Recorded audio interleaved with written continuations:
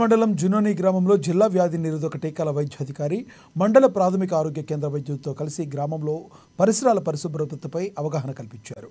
Seasonal వ్యాధులైన malaria, dengue వంటివి ప్రబలకుండా ముందు జాగ్రత్త చర్యగా మండల ప్రాథమిక ఆరోగ్య కేంద్ర మెడికల్ ఆఫీసర్తో గ్రామంలో వైద్య శిబిరాన్ని ఏర్పాటు చేశారు.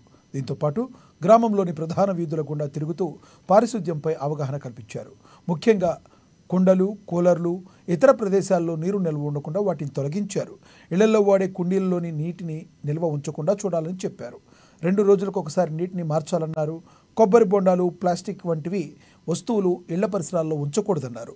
గ్రామ పంచాయతీ సిబ్బంది మురుగు కాలువను పరిశుభ్రంగా ఉంచాలని, కాలువలో నీటి నిల్వ లేకుండా చూసుకోవాలని సూచించారు.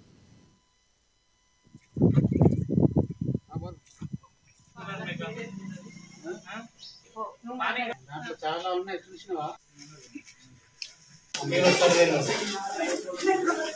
సర్వేలో భాగంగా జునోని గ్రామ పంచాయతీ జరిగింది. అలాగే ఇళ్ళు తిరగడం జరిగింది. కొన్ని చోట్ల మధ్యలో బ్రీడింగ్ పాయింట్స్ గుర్తించడం జరిగింది.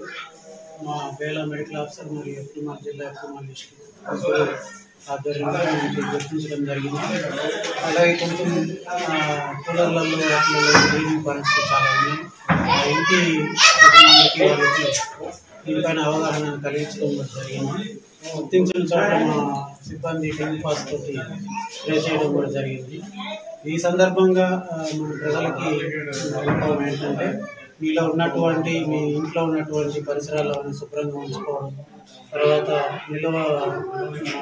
వారానికి 2 సార్లు డ్రైనేజ్ చేసుకోవడం, మన దగ్గర ఉన్నటువంటి నిల్వ చేసినటువంటి నీళ్ళనంతా పారబోసి మళ్ళీ కొత్త నీళ్ళు పెట్టుకోవడం, దానివల్ల బ్రీడింగ్ పాయింట్స్ చాలా తగ్గుతాయి, మస్కిటో గ్రోత్ కూడా చాలా తగ్గుతుంది. కాబట్టి దాని ద్వారా ఈ జ్వరాల తీవ్రతను మనం తగ్గించుకోవడం జరుగుతుంది. కాబట్టి ఈ సందర్భంగా ఈ జునోని గ్రామానికి వచ్చి కొంత అవగాహన కల్పించడం కూడా జరిగింది.